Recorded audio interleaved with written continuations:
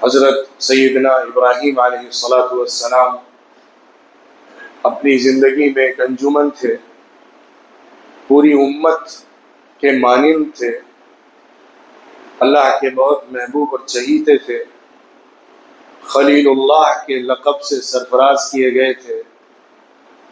ان کی سرفروشیاں، ان کی قربانیاں اللہ کو اس قدر پسند تھی کہ اسے قیامت تک کے لیے زندہ و جاوید بنا دیا، آخری امت کے لیے شریعت کے طور پر۔ اللہ نے قرآن پاک میں بہت تفصیل سے حضرت ابراہیم علیہ السلام کا ذکر کیا ہے، ان کی زندگی کے مختلف مراحل کا بیان ہے، حضرت سیدنا ابراہیم علیہ السلام کی صفات کا بیان ہے، ان کے ایمان اور ان کی اللہ کے لیے قربانیوں کا بیان ہے، زندگی کے الگ الگ مراحل ان کی لائف میں ہمیں ملتے ہیں، ان پر بھی اللہ رب العزت نے روشنی ڈالی ہے۔ اور بہت سارے ایسے پہلو ہیں جو حضرت ابراہیم علیہ السلام کی زندگی کے دوسری کتابوں میں، اس سے پہلے نازل ہونے والی آسمانی کتابوں میں اس طرح سے سامنے نہیں آتے جس طرح سے قرآن پاک کے ذریعے سے انسانوں کو بتائے گئے ہیں۔ ابراہیم علیہ السلام کی دعوت، ابراہیم علیہ السلام کی پوری زندگی اگر آپ پڑھیں گے تو اس میں کچھ بڑے بڑے نمایاں پہلو نظر آئیں گے، صفات۔ ان صفات میں سب سے پہلی، سب سے نمایاں، سب سے بڑی، سب سے عظیم صفت یہ ہے، پہچان یہ ہے کہ انہوں نے اللہ رب العزت کی معرفت حاصل کی اور اس معرفت میں پوری یکسوئی کے ساتھ لگ گئے۔ حنیف کا لقب ملا۔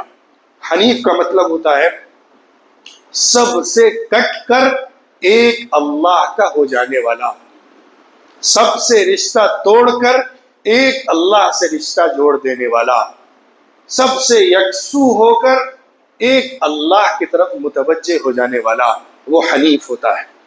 ابراہیم علیہ السلام کی صفت قرآن میں کئی مقامات پر حنیف آئی ہے، کیونکہ انہوں نے اس زمانے کے کسٹمز، اس زمانے کے عقیدے، اس زمانے کی ریچولز، اس زمانے کی بلیفز، ان سب سے ٹکرا کر، سب کا انکار کر کے ایک نعرہ دیا تھا، انی وجہت وجہی للذی فطر السماوات والارض حنیفا وما انا من المشرکین۔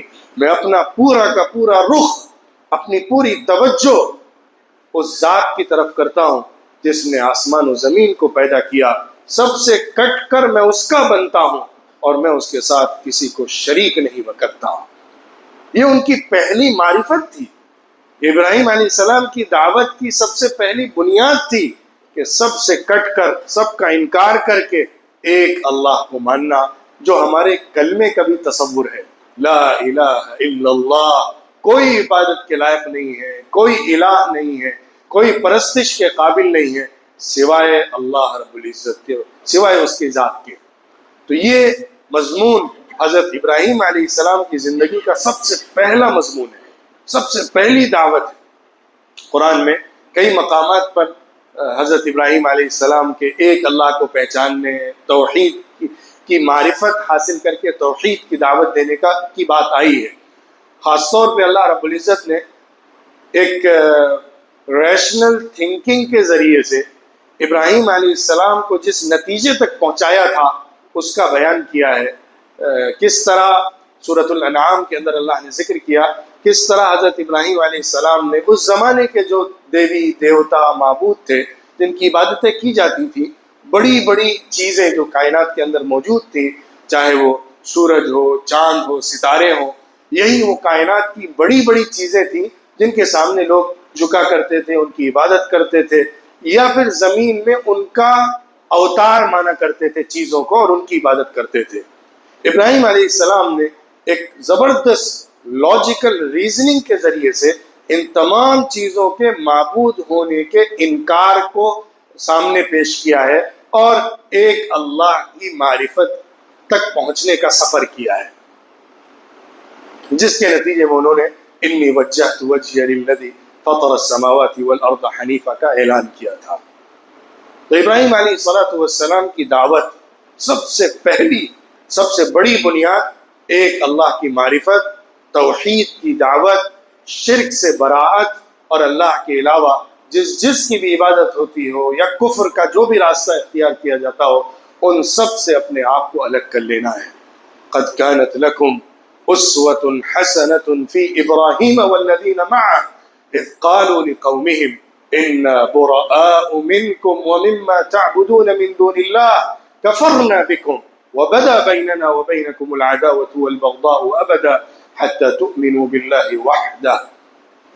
سورۃ الممتحنہ میں اللہ نے بہت وضاحت اور خوبصورت بیان کے ساتھ اس بات کو پیش کیا ہے کہ ابراہیم علیہ الصلاۃ والسلام کی زندگی کیسے مسلمانوں کے لیے، بعد میں آنے والوں کے لیے آئیڈیل ہے۔ اے لوگوں، تمہارے لیے ابراہیم علیہ السلام کی زندگی ایک بہترین آئیڈیل ہے، بہترین نمونہ ہے، بہترین مثال ہے۔ اور ان کے ساتھ جو لوگ ایمان لائے تھے، حضرت ابراہیم علیہ السلام کے ساتھ جو لوگ کھڑے ہوئے تھے، ان کی زندگی میں بھی تمہارے لیے نمونہ ہے۔ کون تھے وہ؟ حضرت لوط علیہ السلام تھے، اور ان کی بیوی حضرت سارہ علیہ السلام تھی، جو بابل کے علاقے سے، اس زمانے کا جو عراق تھا، وہاں سے نکل کر ہجرت کرنے پر مجبور ہوئے تھے، اپنے وطن اور علاقے کو چھوڑا تھا۔ حضرت ابراہیم علیہ السلام اپنے بھتیجے حضرت لوط کو اور اپنی بیوی حضرت سارہ کو لے کر وہاں سے نکلے تھے۔ ان کی زندگی میں تمہارے لیے نمونہ ہے، مثال ہے، آئیڈیل ہے۔ یہ کیریکٹرز تمہارے لیے قیامت تک زندہ ہیں اور تمہارے لیے بہترین اپنے اندر نمونہ رکھتے ہیں۔ اس نمونے کو پیش کرتے ہوئے اللہ رب العزت نے ان کے سب سے پہلے اسٹیٹمنٹ، ان کے سب سے پہلے اسٹینڈ کو بیان کیا ہے۔ ان لوگوں نے کہا تھا کھلے طور پر، اپنے زمانے کے ٹرینڈ اور اپنے زمانے کے مذہب کو چیلنج کرتے ہوئے انہوں نے کہا تھا کہ تم لوگ جس راستے پر چل رہے ہو، یہ لوگوں تم جس کی عبادت کرتے ہو، ہم اس سے اپنی برات کا اعلان کرتے ہیں۔ تم سے ہماری برات ہے، تم سے ہمارا کوئی تعلق نہیں ہے اگر تم شرک کے راستے پر چل رہے ہو۔ جس کی تم عبادت کرتے ہو، جس کو تم معبود بنائے بیٹھے ہو، اس سے ہمارا کوئی رشتہ نہیں ہے۔ ہم تمہارے ان تمام تصورات کا انکار کرتے ہیں، تمہارے منکر ہیں، اور ہمارے اور تمہارے درمیان ایک خلیج آ گئی ہے، دشمنی پیدا ہو گئی ہے، کیونکہ تم نے نبوت کو قبول نہیں کیا ہے اور توحید کی دعوت پر کان نہیں دھرا ہے۔ ابراہیم علیہ الصلوۃ والسلام کی پہلی دعوت یہی توحید کی دعوت اور اللہ کی معرفت کی دعوت ہے۔ اس کے بعد ان کی پوری زندگی کا خلاصہ اگر ایک لفظ میں بیان کیا جائے تو وہ قربانی ہے۔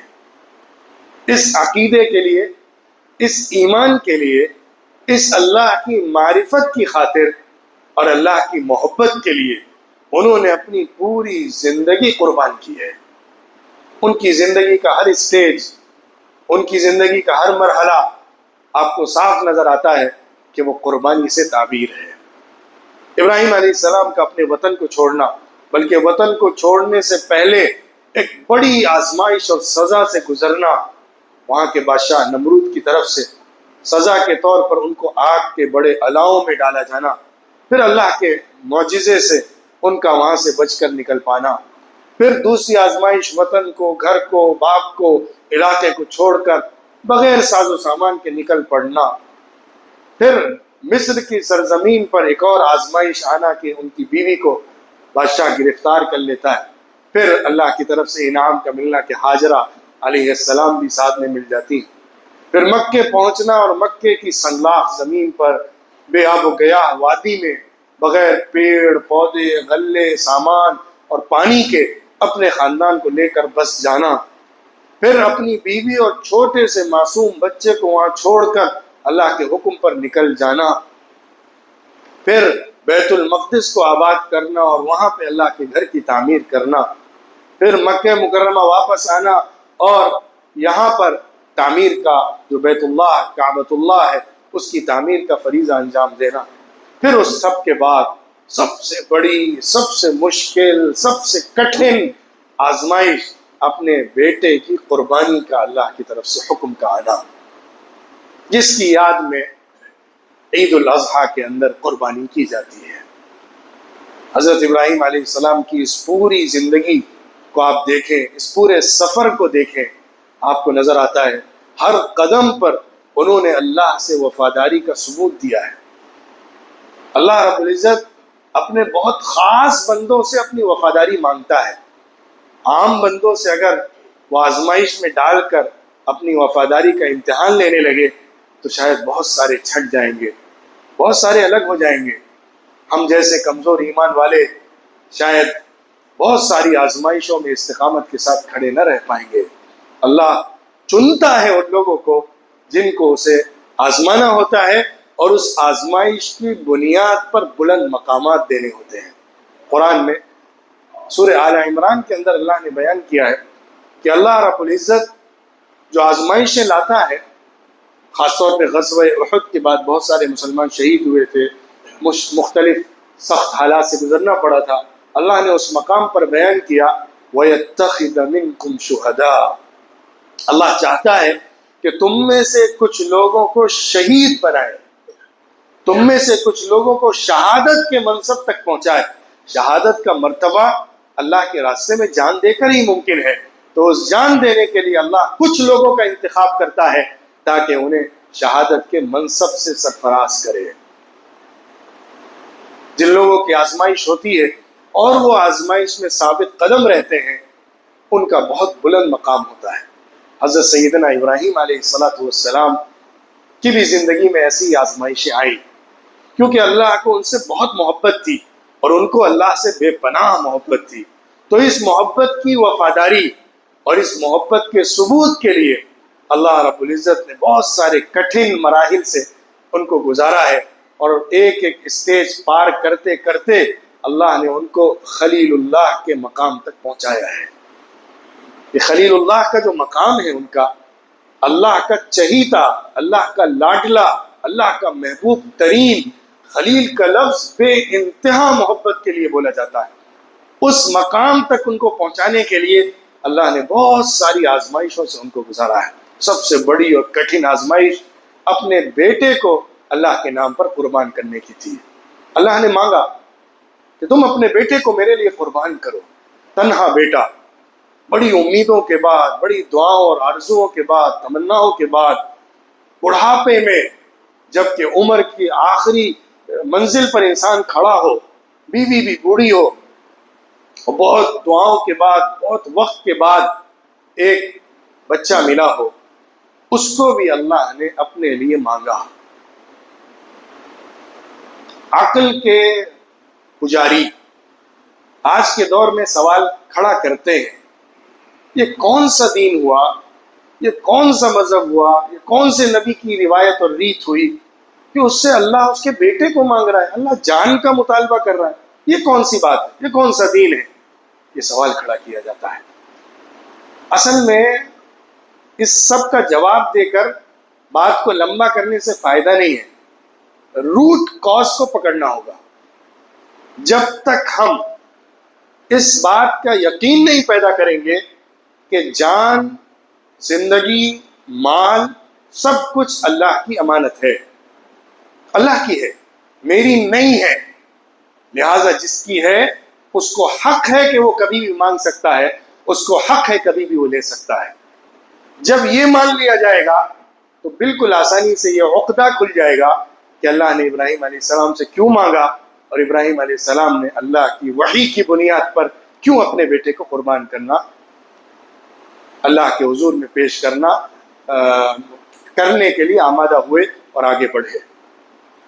عقل سے اگر صرف سوچیں گے، اگر انسانی اناٹومی کو، انسانی زندگی کو ہی اس کا اپنا حق مان لیں گے اللہ سے کٹ کر، تب تو سوالات کی ایک لمبی فہرست کھڑی ہو جائے گی اور انسان جواب نہیں دے پائے گا۔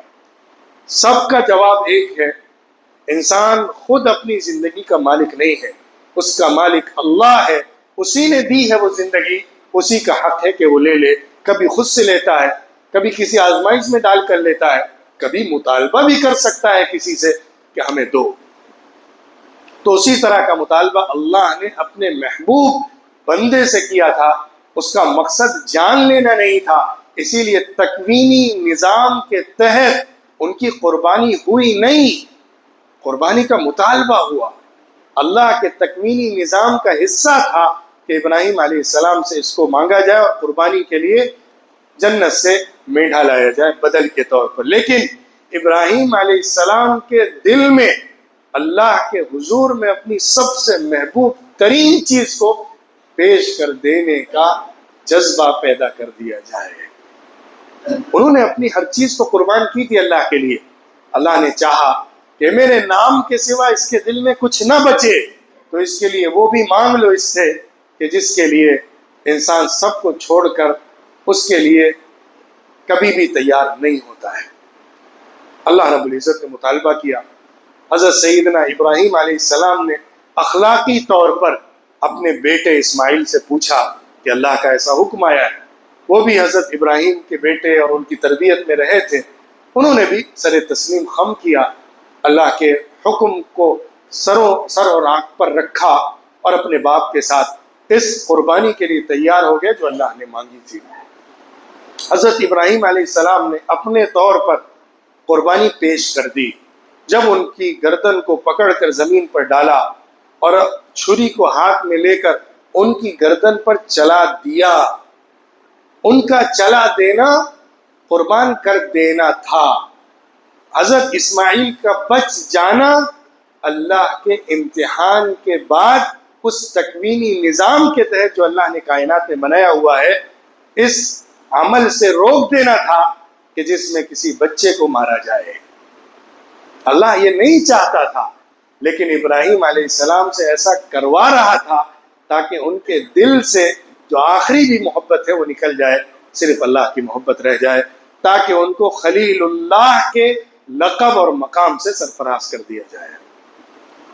اسی قربانی کے نتیجے میں اللہ رب العزت نے بعد میں حج کے لیے بھی اور حج کے علاوہ اس امت کے لیے 10، 11، 12 ذی الحجہ میں جانوروں کو قربان کرنے کا حکم دیا، اس کی دعوت دی، اس کو شعائر اللہ بنایا، اس کی ترغیب دلائی، اس کا حکم دیا اور اللہ کے رسول صلی اللہ علیہ وسلم کی سنت قرار دی۔ جو بھی شخص استطاعت رکھتا ہو، اپنی ضرورت سے زیادہ اگر اس کے پاس اتنا سامان ہو جو نصاب کے زکوٰۃ کے نصاب کے برابر پہنچتا ہے، تو اس کے اوپر زکوٰۃ واجب ہو جاتی ہے۔ انفرادی طور پر قربانی واجب ہو جاتی ہے، انفرادی طور پر اس کو قربانی ادا کرنی ہوتی ہے۔ بعض علماء کی رائے ہے کہ پورے گھر کی طرف سے ایک قربانی بھی کافی ہو جاتی ہے، لیکن امام ابو حنیفہ رحمۃ اللہ علیہ اور دوسرے بعض علماء کی رائے یہ ہے کہ قربانی الگ الگ واجب ہوتی ہے۔ ہر شخص پر جو استطاعت رکھتا ہو اپنی طرف سے قربانی ادا کرنا ضروری ہوتا ہے۔ چھوٹے جانور میں 1 جانور اور بڑے میں 7 حصے کیے جا سکتے ہیں، 7 لوگ اس میں شیئر لے کر قربانی ادا کر سکتے ہیں۔ بہرحال قربانی کی سنت ہمیں ادا کرنی ہے۔ ہم میں سے بڑی تعداد ہوگی جو انشاءاللہ اس سنت کو ادا کرے گی۔ قربانی کے دن قربانی سے بڑی کوئی عبادت ہی نہیں ہے۔ اگر کوئی لاکھوں لاکھ روپیہ صدقہ کر دے، اس دن کروڑوں روپیہ بانٹ دے، قربانی نہ کرے، تو وہ اللہ کے یہاں اتنا پسندیدہ نہیں ہو سکتا ہے جتنا قربانی کرنے والا ہو سکتا ہے۔ قربانی کا بدل صدقہ نہیں ہے، صدقہ ایک الگ عبادت ہے، قربانی ایک مستقل الگ عبادت ہے۔ قربانی ایام تشریق کی سنت ہے، عید الاضحیٰ کی خاص پہچان ہے۔ اس کے لیے جتنا ہو سکے جس سے ضرور قربانی میں شرکت کرنی چاہیے اور قربانی میں حصہ لینا چاہیے، یا قربانی اپنی طرف سے اپنے گھر والوں کی طرف سے ادا کرنی چاہیے۔ ہم اللہ کے راہ میں جب قربانی کریں تو دل کے اندر تقوی کی صفت کو پیدا کریں، ابراہیم علیہ السلام کی سنت کو زندہ کریں، ابراہیم علیہ السلام کے جذبے کی چند چھینٹیں اپنے اوپر ڈالنے کی کوشش کریں۔ کہاں سے وہ جگر لائیں گے جو ابراہیم نے اپنے بیٹے پر چھری چلا کر اللہ کے حضور میں قربانی کا پیش کیا تھا، لیکن ہم ان چھینٹوں کو اپنے اوپر لانے کی کوشش کریں کہ ہم بھی اپنے جذبات کی، اپنے احساسات کی، اپنے خواہشات کی، اپنی چاہتوں کی قربانی اللہ کی رضا کے لیے کر رہے ہیں۔ اللہ جو مانگے گا اس کو دیں گے، اللہ جو چاہے گا ویسا کریں گے۔ اللہ کی مرضی میری مرضی کے اوپر ہے، ہم اس کو قربان کرتے ہیں۔ لَن يَنَالَ اللَّهَ لُحُومُهَا وَلَا دِمَاؤُهَا وَلَكِن يَنَالُهُ التَّقْوَىٰ مِنكُمْ۔ اللہ رب العزت کو جانوروں کا خون اور ان کا گوشت نہیں پہنچتا ہے، اللہ کو نہ گوشت چاہیے نہ خون چاہیے، اللہ تو تمہارے اندر کے تقوی کو دیکھتا ہے، وہی اللہ کے پاس جاتا ہے۔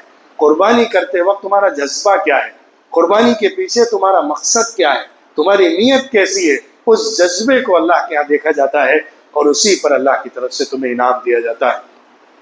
اللہ رب العزت ان ایام کو جو ہمارے لیے آ رہے ہیں، اور آج کا دن بھی جو بہت بابرکت اور عظیم الشان دن ہے، اور آگے آنے والے عید الاضحیٰ کے ایام، ایام النحر، ان سب کو اللہ رب العزت ہم سب کی طرف سے عبادتوں کے حق میں اور قربانی کے حق میں قبول فرمائے، اور ہم سب کو بہترین جزا عطا فرمائے۔ ابراہیمی سنت کو زندہ کرنے والا، ابراہیمی ملت کو اپنانے والا اور ابراہیمی مزاج کو اختیار کرنے والا بنائے۔ ابراہیمی جذبے کی چند چھینٹیں اے اللہ ہم پر بھی ڈال دے، اور ہمیں بھی اپنی رضا والی زندگی اختیار کرتے ہوئے اپنی محبت تک پہنچا دے۔ وآخر دعوانا ان الحمد للہ رب العالمین۔